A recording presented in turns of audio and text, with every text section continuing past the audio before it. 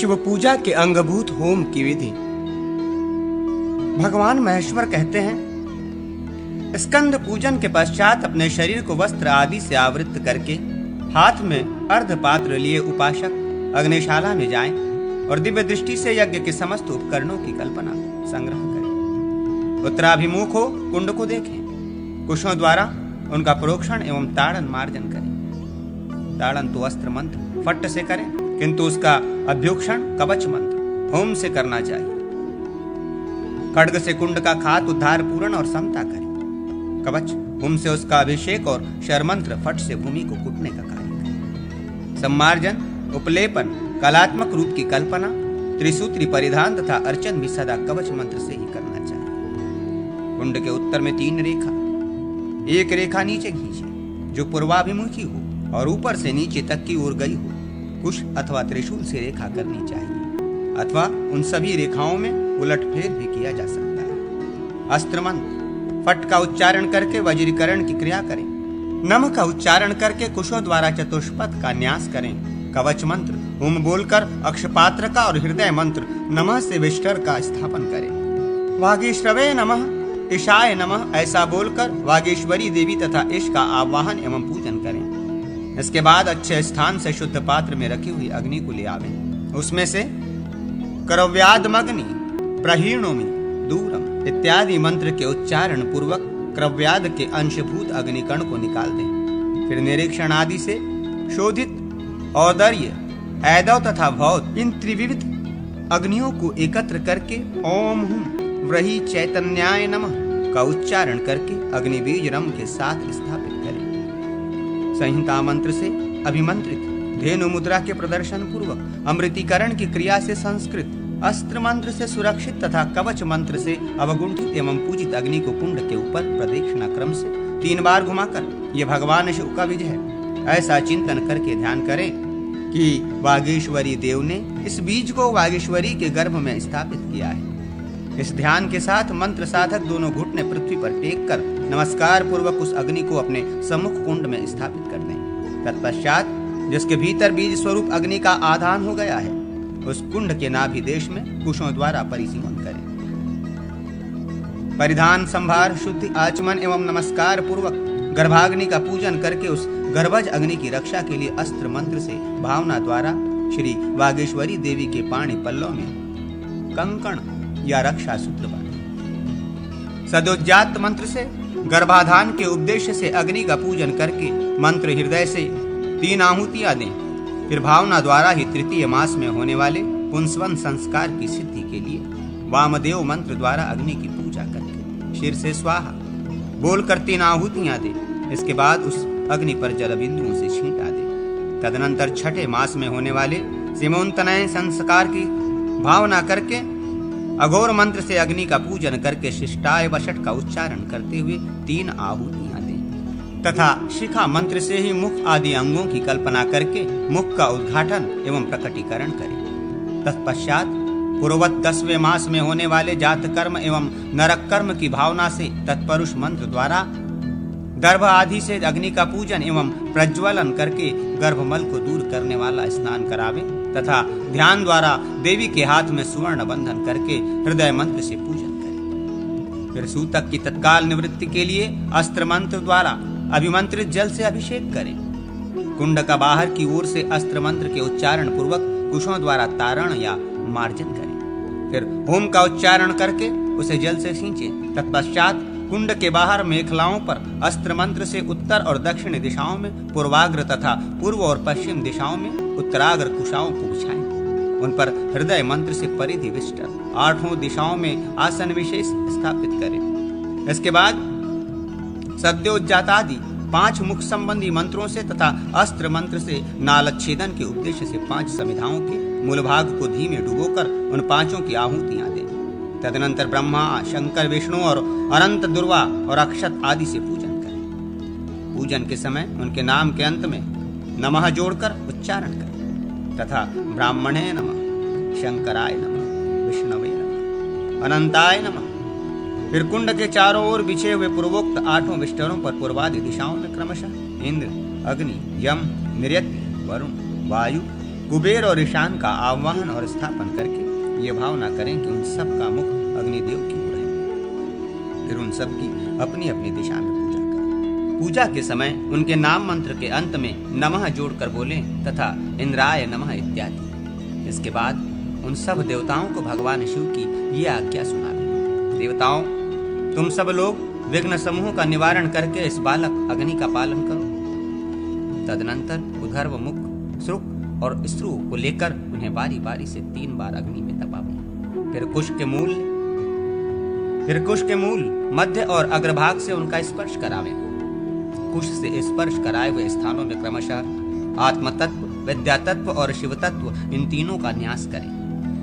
न्यास वाक्य इस प्रकार है: ओम हां आत्म तत्वाय नमः, ओम ह्रीं विद्या तत्वाय नमः, ओम हुं शिव तत्वाय नमः। तत्पश्चात श्रुक में नमः के साथ शक्ति का और श्रुक में शिव का न्यास करें। यथा शक्ताय नमः, शिवाय नमः। फिर 3 आवृत्ति में फैले हुए रक्षा सूत्र से श्रुक और श्रुक दोनों के ग्रीवा भाग को आविष्ट करें।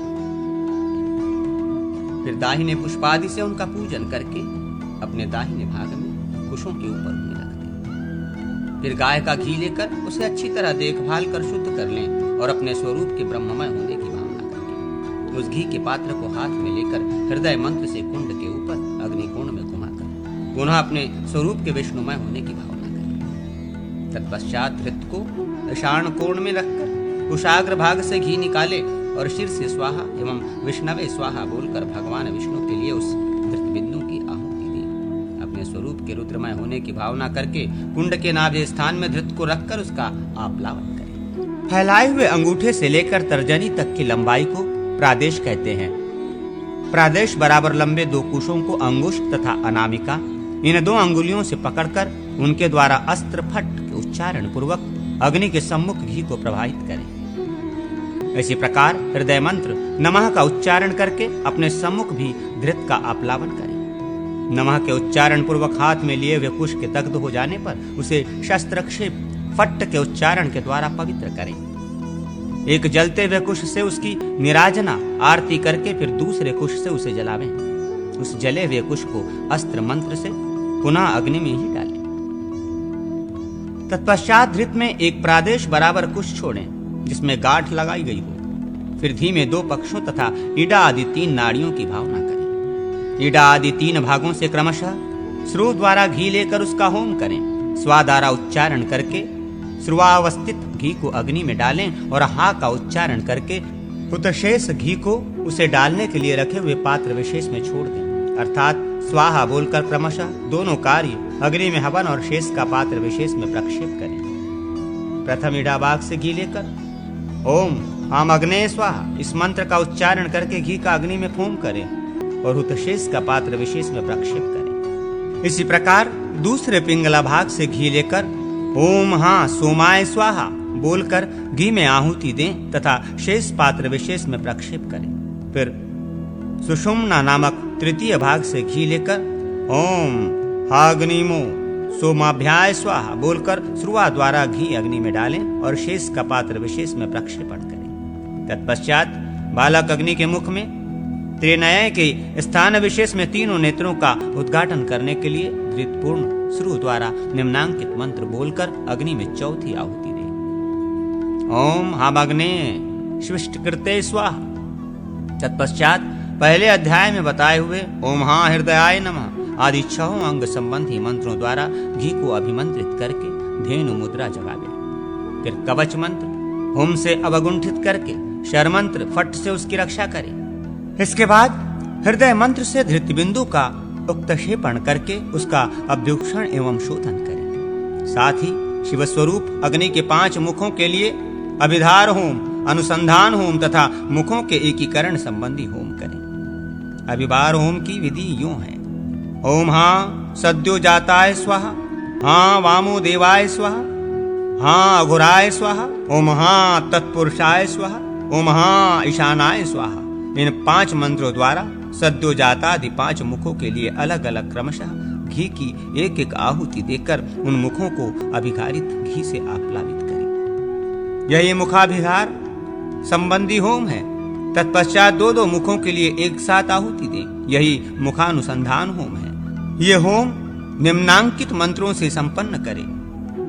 तदनंतर कुंड में अग्नि कोण से वायव्य कोण तक तथा नैऋत्य कोण से ईशान कोण तक घी की अविच्छिन्न धारा द्वारा आहुति देकर उक्त पांचों मुखों की एकता करें। इस मंत्र से पांचों मुखों के लिए एक ही आहुति देने से उन सब का एकीकरण होता है। इस प्रकार इष्टमुख में सभी मुखों का अंतर्भाव होता है, अतः वो एक ही मुख उन सभी मुखों का आकार धारण करता है। उन सब के साथ उसकी एकता हो जाती है। इसके बाद कुंड के ईशान कोण में अग्नि की पूजा करके अस्त्र मंत्र से 3 आहुतियां देकर अग्नि का नामकरण करें। हे अग्निदेव, तुम सब प्रकार से शिव हो, तुम्हारा नाम शिव है। इस प्रकार नामकरण उनके नमस्कार पूर्वक पूजित हुए माता पिता वागीश्वरी अथवा शक्ति एवं शिव का अग्नि में विसर्जन करके उनके लिए विधि पूर्वक पूर्णाहुति दें। मूल मंत्र के अंत में वौषट पद जोड़कर यथा ओम नमः शिवाय वौषट ऐसा कहकर शिव और शक्ति के लिए विधि पूर्वक पूर्णाहुति देनी चाहिए। तत्पश्चात हृदय कमल में अंग और सेना सहित परम तेजस्वी शिव का पूर्ववत आह्वान करके पूजन करें और उनकी आज्ञा लेकर उन्हें पूर्णतः तृप्त करें। यज्ञाग्नि तथा शिव का अपने साथ नाड़ी संधान करके अपनी शक्ति के अनुसार मूल मंत्र से अंगों सहित दशांश होम करें। दूध, घी और मधु का एक एक कर्ष 16 माशा होम करना चाहिए। दही की आहुति की मात्रा 1 सुत ही बताई गई है। दूध आहुति का मान 1 पसर है। सभी भक्ष्य पदार्थों तथा लावा की आहुति की मात्रा 1-1 मुट्ठी है। मूल के 3 टुकड़ों की 1 आहुति दी जाती है। फल की आहुति उसके अपने ही प्रमाण अनुसार दी जाती है, अर्थात 1 आहुति में छोटा हो या बड़ा 1 फल देना चाहिए, उसे खंडित नहीं करना चाहिए। अन्न की आहुति का मान आधा ग्रास है। जो सूक्ष्म किस्मस आदि वस्तुएं हैं उन्हें 1 बार 5 की संख्या में लेकर होम करना चाहिए। 1 की आहुति का मान 1 पोर है। लताओं की आहुति का मान 2-2 अंगुल का टुकड़ा है। पुष्प और पत्र की आहुति उनके अपने ही मासे में दी जाती है, अर्थात 1 आहुति में पूरा फूल और पूरा 1 पत्र देना चाहिए। समिधाओं की आहुति का मान 10 अंगुल है। कपूर, चंदन, केसर और कस्तूरी से बने हुए दक्ष कर्दम अनुलेप विशेष की मात्रा 1 कलाय मटर या केराव के बराबर है। गुग्गुल की मात्रा बेर के बीज के बराबर होनी चाहिए। कंधों के 8वें भाग से 1 आहुति दी जाती है। इस प्रकार विचार करके विधि पूर्वक उत्तम होम करें। इस तरह प्रणव तथा बीज पदों से युक्त मंत्रों द्वारा होम कर्म संपन्न करना चाहिए। तदनंतर घी से भरे हुए श्रुक के ऊपर अधोमुख श्रु को रखकर श्रुक के अग्रभाग में फूल रख दें। फिर बाएं और दाएं हाथ से उन दोनों को शंख की मुद्रा से पकड़ें। इसके बाद शरीर के ऊपरी भाग को उन्नत रखते हुए उठकर खड़ा हो जाएं। पैरों को समभाव से रखें। स्नुक और श्रु दोनों के मूल भाग को अपनी नाभि में टिका दें। नेत्रों को सुख के अग्रभाग पर ही स्थिरता पूर्वक जमा रखें। ब्रह्मा आदि कारणों का त्याग करते हुए भावना द्वारा सुषुम्ना नाड़ी के मार्ग से निकलकर ऊपर उठे। स्नुक श्रु के मूल भाग को नाभि से ऊपर उठाकर बाएं स्तन के पास ले आवें। अपने तनमन से आलस्य को दूर रखें तथा ओम नमः शिवाय वौषट इस प्रकार मूल मंत्र का वौषट पर्यंत स्पष्ट मंद स्वर से उच्चारण करें और उस घी को जौ की सी पतली धारा के साथ अग्नि में होम कर दें। इसके बाद आचमन, चंदन और तांबूल आदि देकर भक्तिभाव से भगवान शिव के ऐश्वर्य की वंदना करते हुए उनके चरणों में उत्तम साष्टांग प्रणाम करें। फिर अग्नि की पूजा करके ओम हस्त्राय फट के उच्चारण पूर्वक संहार मुद्रा के द्वारा संवरों का अपहरण करके इष्ट देव से भगवान मेरे अपराध को क्षमा कर ऐसा कहकर हृदय मंत्र से पूरक प्राणायाम के द्वारा उन तेजस्वी परिधियों को बड़ी श्रद्धा के साथ अपने हृदय कमल में स्थापित करें। संपूर्ण पाक रसोई से अग्रभाग निकालकर कुंड के समीप अग्निकोण में 2 मंडल बनाकर एक में अंतर बलि दें, दूसरे में बाह्य बलि। प्रथम मंडल के भीतर पूर्व दिशा में ओम हा रुद्रभे स्वाहा इस मंत्र से रुद्रों के लिए बलि उपहार अर्पित करें। दक्षिण दिशा में ओम हाम मातृभ्ये स्वाहा कहकर मातृका के लिए पश्चिम दिशा में ओम हा गणभे स्वाहा तेजभ्यो बलिरस्तु ऐसा कहकर गणों के लिए उत्तर दिशा में ओम हाम यक्षम्भे स्वाहा तेजोम्भे स्वाहा बलिरस्तु कहकर यक्षों के लिए ईशान कोण में ओम हाँ ग्रभ्ये स्वाहा देवभ्योम बलिरस्तु, ऐसा कहकर ग्रहों के लिए। अग्निकोण में ओम हाम असुरभ्य स्वाहा तेभ्योम बलिरस्तु, ऐसा कहकर असुरों के लिए। नैऋत्य कोण में ओम हाँ रक्षभ्यो स्वाहा तेभ्योम बलिरस्तु, ऐसा कहकर राक्षसों के लिए। वायव्य कोण में ओम हाँ नागभ्ये स्वाहा तेभ्योम बलिरस्तु, ऐसा कहकर नागों के लिए। तथा मंडल के मध्य भाग में ओम हाँ नक्षत्रेभ्य स्वाहा तेभोभ्यम बलिरस्तु, ऐसा कहकर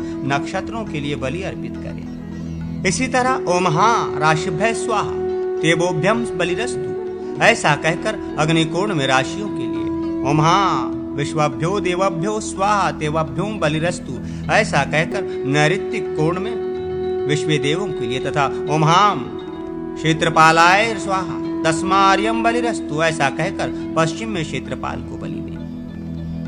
तदनंतर दूसरे ब्राह्य मंडल में पूर्व आदि दिशाओं के क्रम से इंद्र, अग्नि, यम, नैऋत्य, जलेश्वर, वरुण, वायु, धनरक्षक कुबेर तथा ईशान के लिए बलि समर्पित करें। फिर ईशान कोण में ओम ब्रह्मणे नमः स्वाहा कहकर ब्रह्मा के लिए तथा नैऋत्य कोण में ओम विष्णवे नमः स्वाहा कहकर भगवान विष्णु के लिए बलि दें। मंडल से बाहर काक आदि के लिए भी बलि देनी चाहिए। आंतर और बाह्य दोनों बलियों में उपर्युक्त होने वाले मंत्रों को संहार मुद्रा के द्वारा अपने आप में समेट लें।